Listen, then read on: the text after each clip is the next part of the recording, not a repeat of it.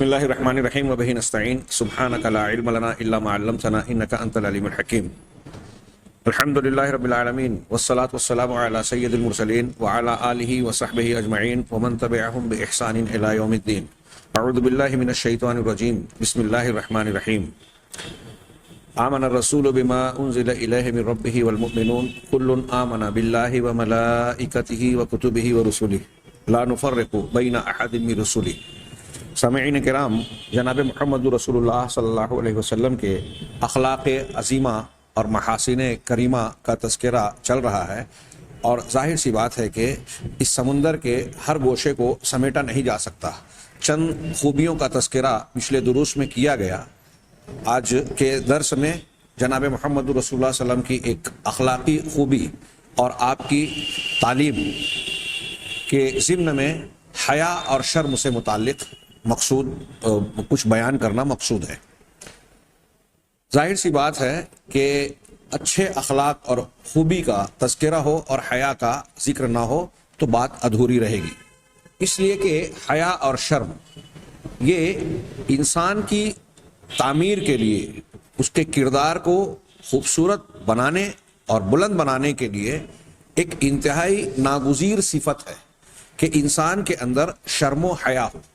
شرم و حیا سے مراد یہ ہے کہ بندہ ایسی کیفیت اور جذبہ اپنے اندر رکھے کہ کوئی ایسا کام جس سے اللہ تبارک و تعالیٰ ناراض ہوتا ہو، یا بندوں کی نگاہ میں وہ کام اس کی حیثیت اور درجے کو مجروح کرتا ہو، تو بندہ اس کام کے ارتکاب سے اپنے آپ کو روکے۔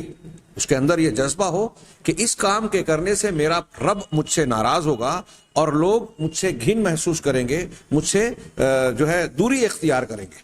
اس جذبے کے تحت انسان وہ برائی کے ارتکاب سے اپنے آپ کو روکتا ہے۔ لہذا یہ انسان کی فرد کی تعمیر میں ایک بہت ہی اہم جذبہ اور صفت ہے۔ نبی کریم صلی اللہ علیہ وسلم سے متعلق سورۃ الاحزاب میں آپ کے گھروں سے متعلق اللہ تعالیٰ نے آداب بتاتے ہوئے صحابہ کرام کو، مومنوں کو خطاب کر کے کہا، یا ایھا الذین آمنوا لا تدخلوا بیوت النبی الا ان یؤذن لکم۔ اللہ کے نبی صلی اللہ علیہ وسلم کے گھروں میں بغیر اجازت کے تم داخل نہ ہو جاؤ، اور جب داخل بھی ہو جاؤ تو ان کے برتنوں میں نہ جھانکو، اس کی طرف نہ دیکھو۔ ہاں، جب تم کو دعوت دی جائے تب تم وہاں جاؤ، اور جب کھا پی چکو تو پھر پھیل جاؤ۔ ہاں، وہاں بیٹھ کر بات چیت اور گپ شپ میں نہ لگ جاؤ۔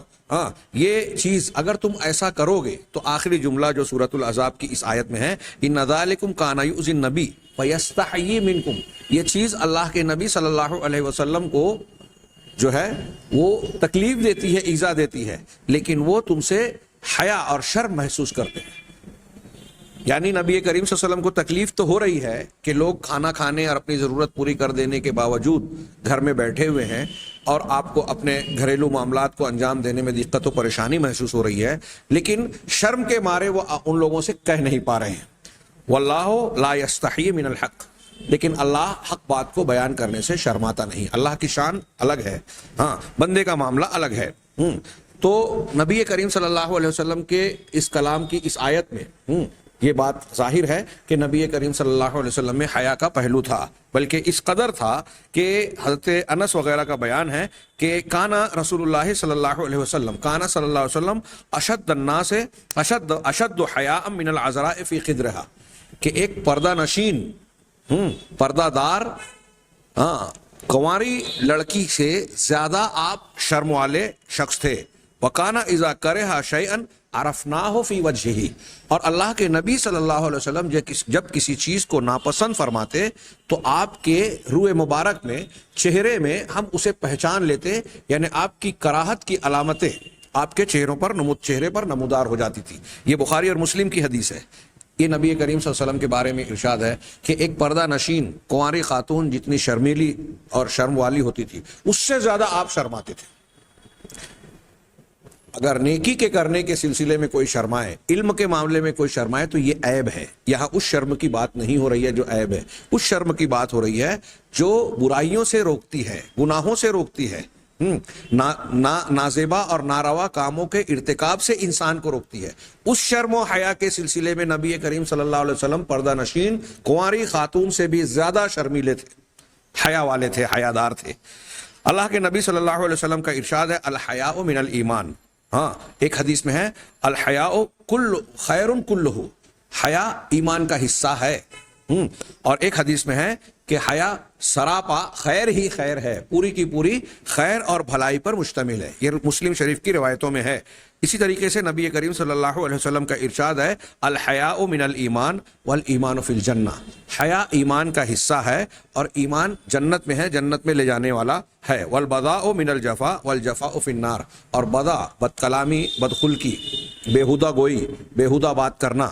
ہاں بیہودگی بھی شرم و حیا کے گویا خلاف ہے. ہاں یہ جفا کا حصہ ہے، ظلم ہے، جفا ہے، اور یہ جفا جہنم میں لے جانے والی ہے.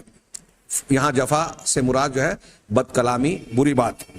امام ترمذی وغیرہ نے اس کو روایت کیا اور امام ترمذی نے اس کو حسن صحیح کہا ہے.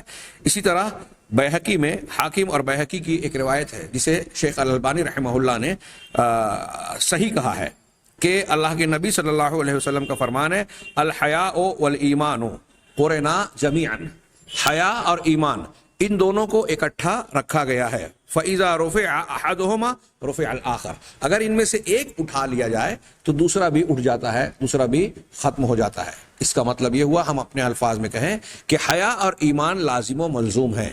ایک نہیں ہوگا تو دوسرا بھی نہیں پایا جائے گا یا انتہائی کم ہو جائے گا. دونوں ایک کے وجود سے دوسرے کا وجود لازم ہے. ہاں ایمان ہے تو حیا ہوگی، ہاں اور حیا نہیں ہے تو اس کا مطلب ایمان بھی نہیں ہے. اسی طرح رسول اللہ صلی اللہ علیہ وسلم کی بخاری مسلم کی ایک حدیث میں ہے کہ الحیاء لا یاتی الا بخیر، حیا بس خیر ہی لاتی ہے. ہاں شرم و حیا بھلائی ہی کو لاتی ہے، اس میں اچھائی اور خوبی ہی ہوتی ہے. نبی کریم صلی اللہ علیہ وسلم کی ایک حدیث میں ہے کہ حیا اور عی، ہاں عاجزی اور حیا یہ ایمان کے دو شعبے ہیں.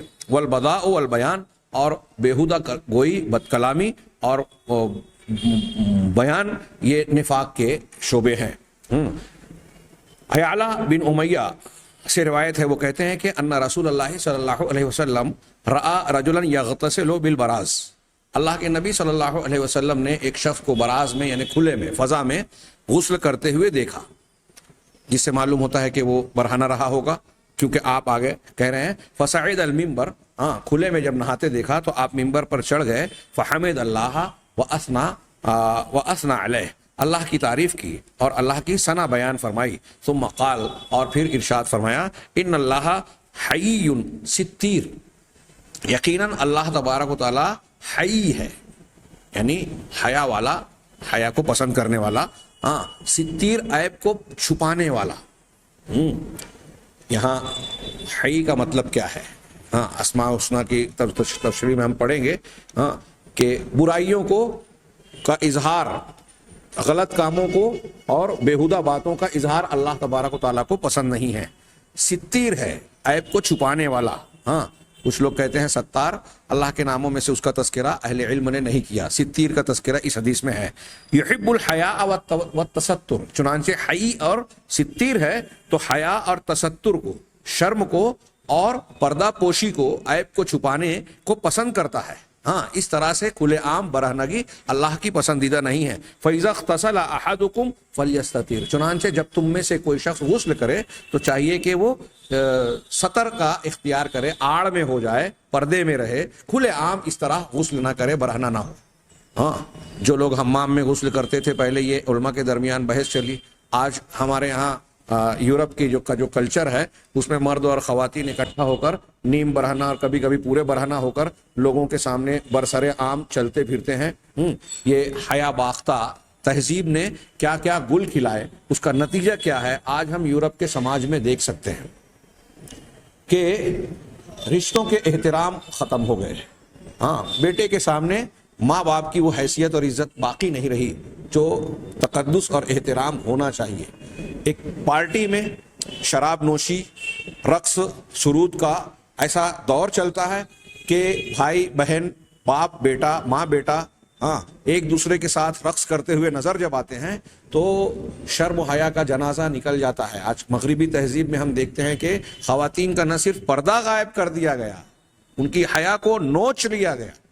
ہاں اور اس قدر نوچ لیا گیا کہ آج حیرت کی بات یہ ہے کہ تہذیب و ثقافت کے ان مقامات پر جہاں کافی مہذب انداز میں لوگ میٹنگوں میں شریک ہوتے ہیں، پارلیمنٹ میں بڑی بڑی مجلسوں میں، وہاں مرد تو پورا کا پورا ملبوس ہوتا ہے، یہاں تک کہ گردن میں ٹائی لگی ہوتی ہے، گردن بھی بند ہوتی ہے سرد علاقے کے تقاضے کے طور پر، لیکن خواتین کو اس طرح سے اسکرٹ پہنایا جاتا ہے کہ کبھی ان کے پنڈلیاں اور کبھی جو ہے ران تک کے حصے کھلے ہوئے ہوتے ہیں. ہاں، ہوائی جہاز میں ایئر ہوسٹس کے اس طرح سے لباس دیے گئے کہ اس کا آدھا جسم جو ہے لوگوں کو دعوت نظارہ دیتا رہتا ہے.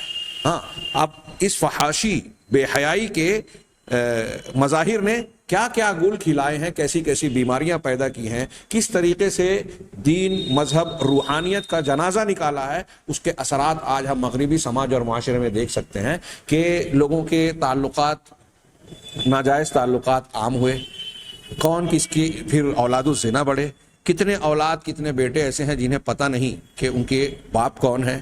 بعض مرتبہ تو مائیں بھی جو ہے چھوڑ آتی ہیں، رشتوں کا احترام ختم ہو گیا، خاندان ٹوٹ گئے، ایک دوسرے کے تعلق سے اعتماد ختم ہو گیا کہ یہ میری بیوی ہے لیکن اس کا تعلق کسی اور سے ہو سکتا ہے، یہ میرا شوہر ہے لیکن اس کا کسی اور سے رابطہ ہو سکتا ہے. لہٰذا اپنے بیوی اور شوہر سے ملاپ کرنے کے لیے چیک اپ کرا رہے ہیں میڈیکل کے، کہیں اس کو HIV تو نہیں ہے، آتشک اور سوزاک تو نہیں ہے. ہاں، لاکھوں کروڑوں کی تعداد میں وہ امراض آج یورپی دنیا میں آزاد اور آوارہ معاشرے میں پھیلے ہوئے ہیں اور عذاب علیم کی شکل اختیار کیے ہوئے ہیں، جس کی بنیاد اور جڑ یہ بے حیائی ہے، بے پردگی ہے. اگر اسلامی پردہ، حیا کو سماج اور معاشرے میں فروغ دیا جائے تو بہت سارے نفسیاتی، جسمانی بیماریاں جو آج پھیل کر ایک وبال بنی ہوئی ہیں، عذاب بنی ہوئی ہیں، ان کو قابو اور کنٹرول میں کیا جا سکتا ہے. یہ میں ہوائی بات نہیں کہہ رہا ہوں، یہ میڈیکل سروے رپورٹس اور محققین کی تحقیقات بھی اس کی تائید کرتی ہیں کہ آج جو HIV کا فروغ ہوا ہے دنیا میں، اس کے اسباب چاہے جتنے ہوں، لیکن جو پھیلا ہے ایڈز کا وائرس، اس کی سب سے بڑی وجہ ناجائز جنسی تعلقات ہے. اور ناجائز جنسی تعلقات کی بنیاد کہاں سے پیدا ہوتی ہے؟ یہی بے پردگی اور بے حیائی. اگر بے حیائی اور بے پردگی پر روک لگا دی جائے تو زنا کا آخری مرحلہ اور اس قسم کے اقدامات کا دروازہ ہی بند ہو جاتا ہے اور اس کی شرح اپنے مرحلے میں بہت محدود ہو جاتی ہے. پھر مزید جو باقی گناہوں کے امکانات یا ارتکابات ہوں گے، اس کو روکنے کے لیے قوانین اور دوسرے بہت سارے معاشرتی اور اخلاقی آداب اور قانونی دفعات ہیں جو ان پر روک لگانے میں کارگر ہو سکتی ہیں. لیکن دنیا کے معاشرے اور سماج جناب محمد رسول اللہ صلی اللہ علیہ وسلم کی ان تعلیمات کی معنویت کو سمجھنا نہیں چاہتے، اور جو لوگ سمجھتے ہیں وہ اسے اختیار کرتے ہیں. کچھ سالوں پہلے ساؤتھ کی ایک بہت بڑی ناول نگار ادیبہ غیر مسلم تھی. وہ کہتی ہیں اسلام قبول کیا، سوریا نام رکھا، اور انہوں نے اپنے انٹرویوز میں بیان کیا، مجھے یاد پڑتا ہے کہ جب وہ غیر مسلم تھی اس وقت بھی انہیں اسلام کی یہ پردے والی تعلیم، عورتوں کو پردے میں رہنا چاہیے، شرم و حیا کو اپنا زیور بنانا چاہیے، یہ تعلیم انہیں بہت زیادہ پسند تھی اور وہ اس پر عمل کرنا چاہتی تھی. گویا ایک خاتون اور ایک فطری طور پر ایک عورت کی فطرت میں یہ چیز ہوتی ہے کہ اسے چھپایا جائے، پردے میں رہ کر اس پر پابندی نہیں لگائی جاتی بلکہ اس کی حفاظت کا انتظام کیا جاتا ہے، اور بے پردہ کر دینے کے بعد اس کو جو ہے خطرے میں ڈال دیا جاتا ہے. اور اس کا ثبوت آج کے سماج سے بہتر کہاں مل سکتا ہے، جہاں ہاتھرس، بلرام پور اور پھر اس سے پہلے کے دلی کے اور دوسرے بہت سارے ایسے واقعات ہمارے ملک میں پیش آ رہے ہیں. اور غیر ملکوں میں تو اگر آپ سروے رپورٹ دیکھیں، امریکہ، یورپ، جو اپنے قوانین پر ناز کرتے ہیں، اپنے آپ کو مہذب اور متمدن دنیا کہتے ہیں، وہاں ہر منٹ پر، بلکہ ہر منٹ سے بھی کم پر ایک نہ ایک زنا بالجبر ہو رہا ہے. اور باہمی رضامندی سے جو ہو رہا ہے، جس کو قانون نے اجازت دی رکھی ہے، اس کی الگ کہانی ہے، الگ تعداد ہے. پھر ہم جنسی، مرد کا مرد سے ناجائز تعلق، جسمانی تعلق، اور عورت کا عورت سے، اس کی بھی ان قوانین نے اب اجازت دینا شروع کر دی. جو کل تک یورپ میں بھی ممنوع تھا، آج تک کچھ ملکوں میں اس کی اجازت دی گئی، اور اس کی اقوام متحدہ کی طرف سے اس کی پیروی کی جا رہی ہے کہ ایسی اجازت دی جائے. اور ان کا مقصد جو ہے ظاہر سی بات ہے کہ وہ منفی ہے. بات تھوڑی دور جاتی ہوئی نظر آ رہی ہے، لیکن دراصل جناب محمد رسول اللہ صلی اللہ علیہ وسلم کی یہ تعلیم اور آپ کا خود کا اخلاقی نمونہ اس معاملے میں دنیا کے لیے بہت شاندار نمونہ ہے. اور ان تمام بیماریوں اور مسائل کے حل کے لیے اسی تعلیم کی طرف رجوع کرنا پڑے گا. بالآخر شرم و حیا، اسلامی شرم و حیا کی تعلیم کو اگر اختیار کیا جائے، تستر اور پردہ داری اختیار کی جائے، یہ برہنگی کو ختم کر دیا جائے، تو جذبات میں ہیجان پیدا کرنے والے وہ چیزیں جو آج بہت سارے نوجوانوں کو صالح فکر، نیکی، روحانیت سے ہٹا کر جنس زدہ بنا رہی ہیں، اس سے ان کو روحانیت کی طرف لایا جا سکتا ہے، ان کی اچھی تربیت کی جا سکتی ہے، ان کے کردار کی تعمیر کی جا سکتی ہے۔ میں آگے بڑھتا ہوں۔ جناب محمد رسول اللہ صلی اللہ علیہ وسلم کی یہ حدیث ہم پہلے پڑھ چکے ہیں، سنن ابن ماجہ کی، جس کو حسن درجے کی قرار دیا ہے محدثین نے، کہ ہر دین کا ایک امتیازی اخلاق ہے، اور اسلام کے دین کا اخلاق جو ہے، اسلام کا خلق جو ہے وہ حیا ہے، شرم ہے۔ اسی طریقے سے ایک بڑی جامع حدیث ہے جناب محمد رسول اللہ صلی اللہ علیہ وسلم کا ایک یہ فرمان صحیح بخاری میں کہ ان مما ادرک الناس من کلام النبوۃ الاولی، کہ پہلی نبوت کے کلام سے جو لوگوں نے پایا ہے، یعنی پچھلے انبیاء کرام کی باتوں میں سے ایک بات یہ ہے، حکمت کی اور بہترین جامع تعلیم، کہ اذا لم تستحی فاصنع ما شئت، کہ جب تم شرم و حیا سے عاری ہو جاؤ، شرم تمہارے اندر سے نکل جائے، شرم نہ رہ جائے، تو پھر جو چاہے کرو۔ اس کا مفہوم مخالف یہ ہوا کہ انسان کے اندر اگر شرم نہیں ہے تو اس کا مطلب وہ اپنی آزادی کو آوارگی کا نام دے کر سب کچھ کر سکتا ہے۔ انسان کے اندر جو مادہ اسے برائی کے کرنے سے، ناجائز بدسلوکی، بےہودگی، بدتمیزی کے کاموں کو کرنے سے جو چیز روکتی ہے، وہ اس کے اندر کا مادہ حیا اور شرم کی کیفیت اور خوبی ہے۔ جب یہ شرم نکل جائے انسان کے اندر سے تو پھر وہ کچھ بھی کر سکتا ہے۔ تو اللہ کے نبی صلی اللہ علیہ وسلم فرما رہے ہیں کہ پچھلی نبوتوں کا یہ کلام ہے کہ جب تمہارے اندر شرم نہ رہ جائے تو پھر جو چاہے کرو۔ بخاری اور مسلم شریف کی مشہور حدیث ہے، اللہ کے نبی صلی اللہ علیہ وسلم فرمایا کہ الایمان بضع و ستون شعبہ، ایمان کے 60 سے زیادہ، اور ایک روایت میں ہے 70 سے زیادہ، 60 اور کچھ 63 یا اس سے زیادہ، 73 یا اس سے زیادہ شعبے ہیں، شاخیں ہیں۔ فافضلها لا الہ الا اللہ، ان میں سب سے افضل شاخ، بنیاد لا الہ الا اللہ ہے، کلمہ توحید۔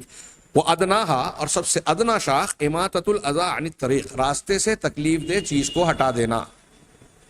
غور فرمائیے، ہمارے یہاں ہمارے شہر میں عتیق ارمن، راستوں پر ناجائز قبضہ اور تجاوزات، لوگوں کے لیے مشکل پیدا کر دینا، گندگی کر دینا، پیشاب پاخانہ کر دینا، یہ بہت عام بات ہے۔ یہ ایمان کا حصہ ہے کہ آپ تکلیف دہ چیز کو ہٹائیں۔ اس کا مطلب یہ کہ اگر آپ تکلیف دہ چیزیں راستوں میں ڈال رہے ہیں تو یہ آپ کے ایمان کے خلاف ہے۔ دیندار لوگوں میں بھی آج ہمیں یہ دینداری نہیں نظر آتی، کیونکہ ان کو بتایا ہی نہیں جاتا کہ یہ بھی دین کا حصہ ہے کہ آپ راستوں کو صاف کریں، لوگوں کے لیے اذیت اور تکلیف کا سبب نہ بنے۔ تو راستے سے تکلیف دہ چیز کو ہٹا دینا یہ ایمان کا ادنا درجہ ہے۔ اور آگے آپ نے فرمایا والحیاء شعبۃ من الایمان، اور حیا ایمان کی ایک شاخ ہے، یہ بھی ایمان کا ایک اہم حصہ ہے۔ اگر آپ حیا سے عاری ہو گئے تو گویا آپ کے اندر ایمان کی ایک شاخ نہیں ہے۔ سالم بن عبداللہ اپنے والد سے روایت کرتے ہیں کہ مر رسول اللہ صلی اللہ علیہ وسلم برجل، اللہ کے رسول صلی اللہ علیہ وسلم ایک آدمی کے پاس سے گزرے، وہو یعاتب اخاہ فی الحیاء، جبکہ وہ حیا اور شرم کے معاملے میں اپنے بھائی کا معاتبہ، ڈانٹ ڈپٹ کر رہا تھا، اسے ڈانٹ رہا تھا۔ یقول، کہہ رہا تھا، انہ لیستحی، یعنی کأنہ یقول قد اضر بک الحیاء، اور کہہ یہ رہا تھا کہ یہ شرمیلا ہے، شرماتا ہے۔ گویا وہ یہ کہنا چاہتا تھا کہ تجھ کو حیا اور شرم نے نقصان پہنچایا ہے۔ نبی کریم صلی اللہ علیہ وسلم نے جب اس کی بات سنی کہ وہ اپنے بیٹے کی اس بات پر، اپنے بھائی کی اس بات پر سرزنش اور ڈانٹ ڈپٹ کر رہا ہے کہ وہ شرماتا ہے، شرمیلا ہے، تو آپ نے کہا دعہ، چھوڑو اسے، اس کے پیچھے مت پڑو، اس طرح ڈانٹو نہیں۔ فإن الحیاء من الایمان، اس لیے کہ حیا تو ایمان کا حصہ ہے، یہ خوبی ہے، تم اسے خامی سمجھ رہے ہو۔ حیا اگر آپ علم کے معاملے میں کرتے ہیں، اہل علم، میں پھر سے استثنائی بات بتا دوں کہ اس میں استثناء کیا ہے، کہ اگر آپ کو کوئی چیز آتی نہیں ہے، علم نہیں ہے، دین کا مسئلہ ہو، شریعت کا، قرآن حدیث کا، یا اور علوم کا جو مفید ہیں، اور آپ کے سامنے کوئی استاذ ہے، آپ ان سے سوال کرنے میں شرما رہے ہیں، تو یہ شرم نہیں ہے، یہ آپ کی کوتاہی اور کمزوری ہے۔ اسی طریقے سے اللہ اور رسول اللہ صلی اللہ علیہ وسلم سے کوئی نیکی اور کوئی خوبی معروف ثابت شدہ ہے اور آپ وہ نیکی کرنے میں شرما رہے ہیں، تو یہ شرم نہیں ہے، بلکہ آپ کی بزدلی ہے کہ آپ اللہ اور رسول کی اطاعت کرنے میں جھجک رہے ہیں۔ یہ شرم نہیں ہے جس کو خوبی کہا گیا ہے، جس کو ایمان کا حصہ کہا گیا ہے۔ ایمان کا حصہ جو خوبی ہے حیا کی اور شرم کی شکل میں، وہ چیز ہے جو انسان کو برائیوں کا ارتکاب کرنے سے روکے، یہ سوچ کر کہ اللہ تبارک و تعالیٰ اسے ناپسند کرتا ہے۔ بندہ اللہ کے سامنے ایسی حرکت کرنے سے، ایسی باتوں کا اظہار کرنے سے، زبان پر اس طرح کا کلمہ لانے سے شرمائیں جس سے اللہ تبارک و تعالیٰ ناراض ہو یا اللہ کو وہ چیز ناپسند ہو۔ حضرت انس بن مالک رضی اللہ تعالیٰ عنہ کی روایت ہے، وہ کہتے ہیں کہ قال رسول اللہ صلی اللہ علیہ وسلم ما کان الفحش فی شیء قط الا شانہ، کہ فحش بات یعنی بےہودگی، بد کلامی، ہاں، کسی بھی چیز میں اگر ہوگی تو یہ چیز اس کو عیب دار بنائے گی، ہاں، ناپسندیدہ بنائے گی۔ ولا کان الحیاء فی شیء الا زانہ، اور حیا کسی بھی چیز میں اگر ہوگی تو وہ حیا اس کو مزین اور خوبصورت بنائے گی، خوشنما بنائے گی۔ جناب محمد رسول اللہ صلی اللہ علیہ وسلم کی ذاتی خوبی اور صفت حیا اور شرم کے اعتبار سے سب سے اعلیٰ اور بے نظیر تھی، اور ساتھ ہی ساتھ آپ نے امت کو بھی شرم و حیا کی تعلیم دی، جو فرد کی تعمیر میں، انسان کو اچھا انسان بنانے میں بہت ہی اہم رول ادا کرتی ہے۔ اس کا ہم اندازہ اس سے لگا سکتے ہیں کہ پچھلی نبوتوں میں بھی یہ کلام کہا گیا کہ اگر شرم نہیں ہے تو پھر آدمی کچھ بھی کرنے کے لیے آزاد ہے۔ اللہ کے نبی صلی اللہ علیہ وسلم کی اس خوبی کے بعد میں آخر میں اس اخلاقی اعتبار سے آپ کے جو اوصاف ہیں اس کا تذکرہ کرتے ہوئے پھر سے ایک ایسی خوبی کا جو آپ کی بڑی نمایاں صفت تھی، یعنی سچائی، راست گوئی، سچ بولنا۔ نبی کریم صلی اللہ علیہ وسلم نے کبھی جھوٹ نہیں بولا۔ آپ کے بڑے سے بڑے دشمن ابو سفیان ہوں، ابو جہل ہوں، ابو لہب ہوں، یا آج کے دور کے کوئی مخالفین ہوں، پوری انسانی تاریخ میں کسی نے جناب محمد رسول اللہ صلی اللہ علیہ وسلم کو جھوٹ سے متہم نہیں کیا۔ اور ہرقل نے یہی تبصرہ کرتے ہوئے کہا کہ ایک شخص جب دنیا کے معاملات میں جھوٹ نہیں بولتا تو اللہ تبارک و تعالیٰ کے سلسلے میں وہ اچانک کیسے جھوٹ بولنے لگے گا۔ نبی کریم صلی اللہ علیہ وسلم انتہائی سچے، صداقت پر مبنی معاملات کو اختیار کرنے والے تھے، اور آپ نے جھوٹ کی اکثر قسموں کو، جھوٹ میں سے 2-3 قسمیں ایسی ہیں جو اچھائی پر مشتمل ہوتے ہیں، جو جائز ہیں، جائز ہی نہیں بلکہ مستحسن ہیں۔ 2 جھگڑا کرنے والے بھائیوں کو ملا دینے کے لیے جھوٹ بولنا جھوٹ نہیں ہے، جیسا کہ نبی کریم صلی اللہ علیہ وسلم کی بخاری میں حدیث ہے۔ اسی طریقے سے میاں بیوی کے تعلقات کو استوار رکھنے کے لیے جھوٹ کو جائز قرار دیا گیا، جنگ کے مخصوص حالات میں جھوٹ کو جائز قرار دیا گیا۔ تو یہ 2-3 مقامات کے علاوہ جھوٹ کی جتنی بھی قسمیں ہیں، اللہ پر جھوٹ باندھنا، نبوت کا کوئی دعویٰ کرے یا اللہ تعالیٰ کی طرف کوئی مسئلہ منسوب کرے کہ یہ اللہ نے کہا جبکہ اللہ نے نہیں کہا، یہ سب سے بڑا جھوٹ ہے۔ اللہ کی طرف، رسول اللہ صلی اللہ علیہ وسلم کی طرف جھوٹ باندھنا، جھوٹی حدیث بیان کرنا، جو آج ہمارے بہت سارے مسلمان یہ اس غلطی کا ارتکاب کرتے ہیں، کچھ دانستہ کچھ نادانستہ۔ صوفیوں کے یہاں ٹکسال بنائی گئی، روافظ کے یہاں ٹکسال تھی جھوٹی حدیثیں بنانے کی۔ اب یہ بھی ایک ستم ہے کہ ایک طرف جھوٹی حدیثیں ہیں، اب جب جھوٹی کا رد کرے تو کچھ ایسا گروہ پیدا ہو گیا منکرین حدیث کا جو صحیح حدیثوں کو بھی جھوٹی کہہ کے اس کو بھی رد کر دیتا ہے۔ دونوں گمراہی ہیں۔ تو اس جھوٹ کو حرام، 2 لوگوں میں جھوٹی گواہی دینا یہ بھی حرام، عام معاملات میں جھوٹ بولنا یہ بھی حرام، گناہ کبیرہ ہے۔ منافق کی علامت بیان کی گئی ہے کہ اذا حدث کذب، بات کرے تو جھوٹ بولے۔ یہاں تک کہ جناب محمد رسول اللہ صلی اللہ علیہ وسلم نے لوگوں کو ہنسانے کے لیے، جھوٹ بولنے والے کے لیے کہا اس کے لیے ویل ہے، اس کے لیے ویل ہے، اس کے لیے ویل ہے۔ مسند احمد کی حسن درجے کی روایت ہے کہ لوگوں کو ہنسانے کے مقصد سے جھوٹ بولنا بھی ناجائز ہے۔ تو اللہ کے نبی صلی اللہ علیہ وسلم سچائی کے پیکر تھے۔ خود جاہلی معاشرہ آپ کو صادق کہتا تھا، اسی طریقے سے آپ کو امین بھی کہتا تھا، امانت دار۔ امانت داری ہر قسم کی، یہ امانت کا لفظ بھی بڑا جامع ہے۔ ساری نیکیاں، خوبیاں، اللہ کے رسول صلی اللہ علیہ وسلم کو نبوت کی امانت دی گئی، دین کی امانت دی گئی۔ ایک وہ امانت ہوتی ہے جو کسی کی مال کی یا کسی شے کی شکل میں کسی کے پاس رکھی ہو تو اس کو ہو بہو ویسے ہی دیانت داری کے ساتھ لوٹا دیا جائے، یہ امانت داری کہلاتی ہے۔ کسی کا راز آپ کے پاس ہو، وہ امانت ہے۔ کوئی ذمہ داری، علم کی کوئی ذمہ داری آپ کے پاس ہے، وہ امانت ہے۔ کوئی منصب آپ کے پاس ہے، کہیں کے صدر، سیکریٹری یا ذمہ دار ہیں، خازن ہیں، آپ کے پاس وہ ذمہ داری امانت ہے۔ آپ ووٹ دیتے ہیں، وہ امانت ہے۔ ایسی دنیا کی جتنی ذمہ داریاں اور ودیعت کی ہوئی، عاریتاً رکھی ہوئی چیزیں، یہ ساری چیزیں امانت ہے۔ نبی کریم صلی اللہ علیہ وسلم ہر اعتبار سے امانت داری کے ایسے اعلیٰ مقام پر فائز تھے کہ اگر آپ کی سیرت کو کھنگالا جائے تو ایسا لگے گا کہ آپ اسی کو پایۂ تکمیل تک اور اپنے عروج اور بلندی تک پہنچانے کے لیے دنیا میں بھیجے گئے تھے۔ سچائی کے تعلق سے بھی یہی نظر آئے گا، سخاوت کے تعلق سے بھی یہی نظر آئے گا، شجاعت اور حیا کے تعلق سے، تواضع اور انکساری کے تعلق سے یہی نظر آئے گا۔ امانت داری کی خلاف میں، امانت کے خلاف خیانت کو کہتے ہیں، آپ کبھی کسی معاملے میں خائن نظر نہیں آئیں گے۔ کسی بھی معاملے میں آپ اللہ کے نبی جناب محمد رسول اللہ صلی اللہ علیہ وسلم کو خیانت سے متہم نہیں کر سکتے. ہاں، یہاں تک کہ آپ امانت داری کی انتہا دیکھیے کہ وہ معاشرہ جو آپ سے دشمنی رکھتا تھا اہل مکہ کا، انہوں نے بھی آپ کو امین کا لقب دیا. اور اتنا ہی نہیں، شب ہجرت جب کہ مکہ کے 12 یا 14 قبائل کے ایک ایک نوجوان نے اپنے ہاتھ میں تلوار لے رکھی ہے اور اس انتظار میں ہے کہ نبی کریم صلی اللہ علیہ وسلم اپنے گھر سے جب نکلیں گے تو آپ کو قتل کر دیا جائے گا.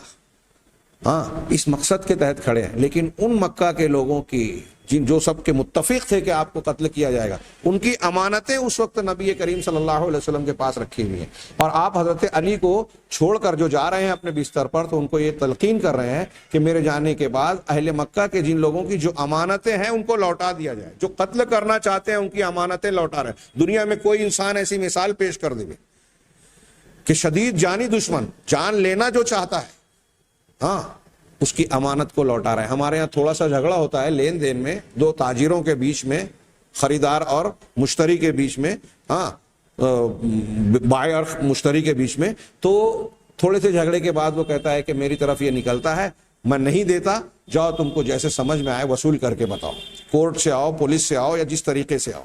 ہاں، لوگ حیران ہو جاتے ہیں، لوگوں کا مال دبا لیا، ہڑپ لیا، خیانت کر دی. ہاں، یہ کیا اس نبی کو ماننے والے کہلا سکتے ہیں ایسے لوگ جن کی یہ مثال ہے کہ دشمن بھی آپ کی امانت داری پر اعتماد کر رہا ہے. نبی کریم صلی اللہ علیہ وسلم کو اس طریقے سے چند اخلاقی قدروں کی روشنی میں ہم نے جب مطالعہ کیا، دیکھا اور سرسری طور سے دیکھا، تو بلا تعمل، بلا جھجک اس نتیجے پر پہنچ سکتے ہیں اور پہنچتے ہیں کہ اللہ کے نبی صلی اللہ علیہ وسلم کی طرح کوئی ہے ہی نہیں دنیا میں. ایسا کہاں سے لائیں کہ تجھ سا کہیں جسے. نبی کریم صلی اللہ علیہ وسلم کی شخصیت دنیا میں سب سے جامع شخصیت ہے. آپ کے اندر اخلاقی خوبیاں اور محاسن، مکارم اخلاق، محاسن اور خوبیاں، فضائل اس طریقے سے اکٹھا ہے کہ دنیا کے کسی انسان میں وہ چیز نظر نہیں آتی. آئیے آخر میں اس بات کو، اللہ کے نبی صلی اللہ علیہ وسلم کی شخصیت، سیرت اور تاریخ کا اثر دنیا کے لوگوں پر کیا پڑا، اسے میں چاہتا ہوں کہ ڈاکٹر عبدالحلیم اویس کے کتاب رسالت کے سائے کا بالکل آخر کے جو صفحات ہیں اس کو ضرور پڑھیں. اس میں بڑی پیاری اور خوبصورت باتیں کچھ عرض کی گئی ہیں.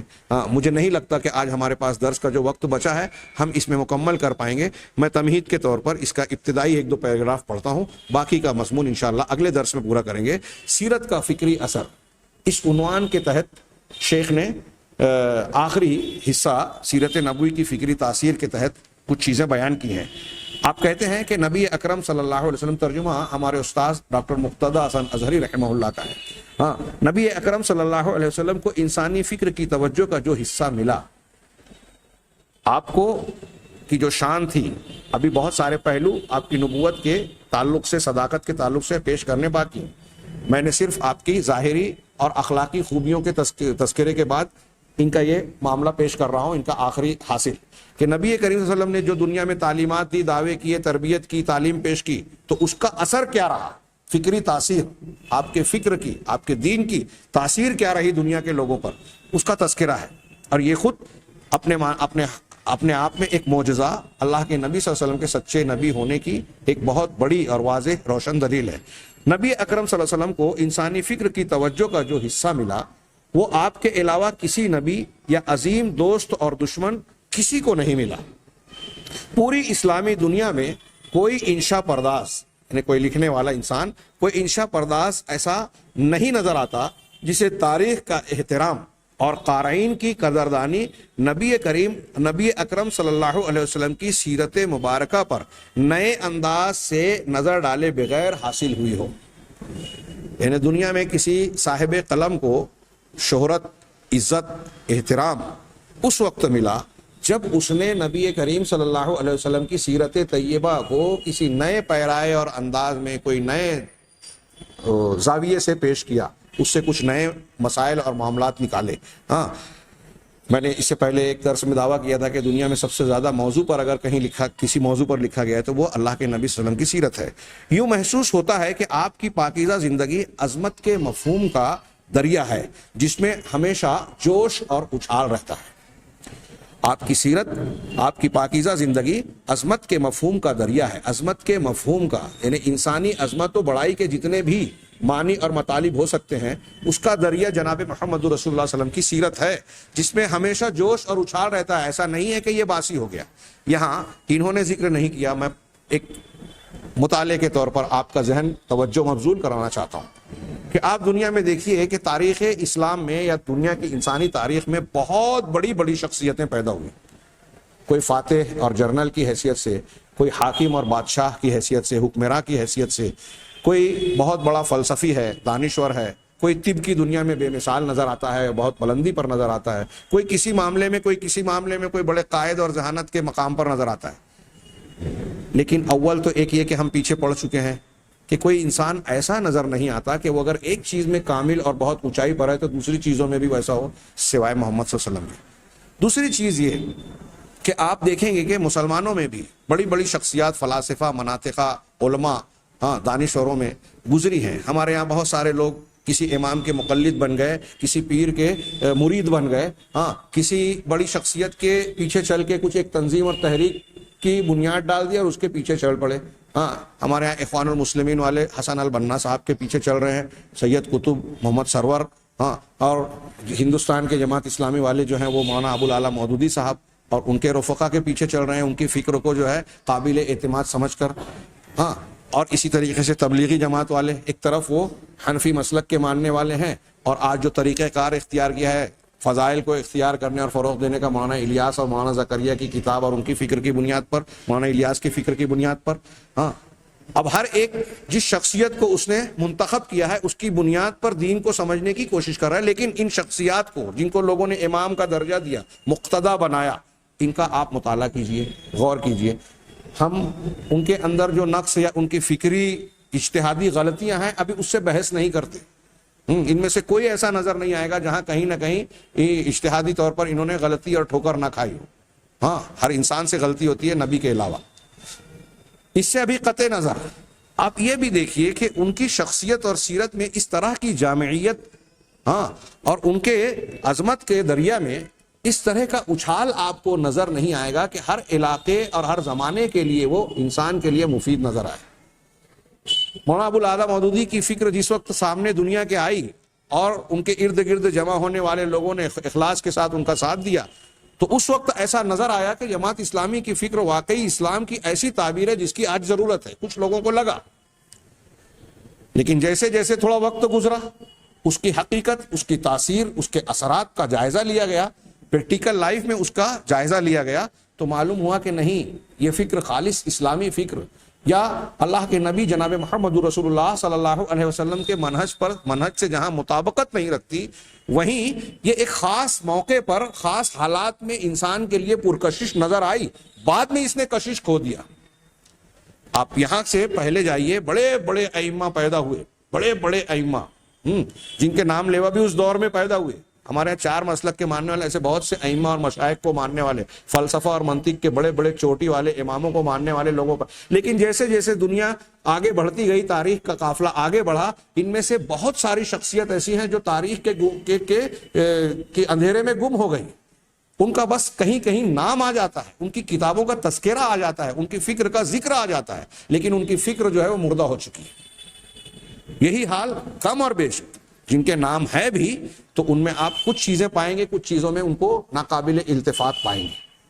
یہ میں ان کی بے عزتی نہیں کر رہا ہوں، یہ بتانا چاہ رہا ہوں کہ اللہ تبارک و تعالیٰ نے جامع شخصیت، عظمت و بلندی کے اعتبار سے اگر کسی شخصیت کو ایسا بنایا ہے کہ تو وہ صرف اور صرف جناب محمد رسول اللہ صلی اللہ علیہ وسلم کی شخصیت ہے.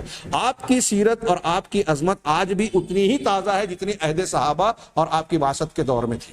آج بھی اگر کوئی شخص نبی کریم صلی اللہ علیہ وسلم کی سیرت کا مطالعہ کرتا ہے، اخلاقیات کو پڑھتا ہے، آپ کی تعلیمات کو اختیار کرتا ہے تو وہ انسانی عظمت اور بلندی کے اونچے مقامات پر یک درجہ بدرجہ بڑھتا چلا جاتا ہے. ایسی کوئی اور شخصیت آپ کو نظر نہیں آئے گی. بہت غور سے یہ سماعت فرمائیے. اور اسی بنیاد پر ہم کہتے ہیں کہ خالص اتباع اور محبت جب محبت جناب محمد رسول اللہ صلی اللہ علیہ وسلم کی جیسی ہوگی جس کا اللہ نے حکم دیا ہے، کسی اور کو یہ مقام حاصل نہیں ہے. اس کی ایک دلیل یہ بھی ہے کہ نبی کریم صلی اللہ علیہ وسلم کی طرح آپ کی زرخیز سیرت جس طرح کی نظر آتی ہے ایسی زرخیزی دنیا کے کسی انسان کی شخصیت میں ہم فلاں امام، فلاں بزرگ، فلاں دانشور کی بات کیا کریں، اللہ کے نبی صلی اللہ علیہ وسلم کے علاوہ دیگر انبیاء کی شخصیت میں بھی ایسی تازگی، ایسی جامعیت نظر نہیں آتی. ان کی تعلیمات آج اس طرح سے زندہ بھی نہیں ہے جیسے نبی کریم صلی اللہ علیہ وسلم کی شخصیت اور سیرت اور تعلیمات تاریخ کے اجالے میں موجود ہیں. آگے دو جملہ پڑھ کے آج کے درس کا میں فی الحال کو روکتا ہوں. آپ کو اللہ تعالیٰ نے اس وصف سے موصوف کیا ہے کہ وَإِنَّكَ لَعَلَىٰ خُلُقٍ عَظِيمٍ، آپ بلا شبہ عظیم اخلاق کے مالک ہیں. لکھنے والوں نے بہت کچھ لکھا اور ہر نوعیت کے مضمون کو ہاتھ لگایا، لیکن فکری تاریخ میں ان کو کوئی جگہ اسی وقت ملی جب وہ سیرت طیبہ کے باب سے تاریخ میں داخل ہوئے ہیں. اس کی تفصیل اور اس کے اختتام کی باتیں انشاءاللہ اگلے درس میں ہم کریں گے. اللہ تبارک و تعالیٰ سے دعا ہے کہ وہ جناب محمد رسول اللہ صلی اللہ علیہ وسلم کی سیرت طیبہ کو جاننے کی ہم کو توفیق دے اور آپ کے حقوق بحیثیت امتی کے جو ہم پر عائد ہوتے ہیں ان حقوق کو ادا کرنے کی بھی توفیق بخشے. وآخر دعوانا ان الحمد للہ رب العالمین.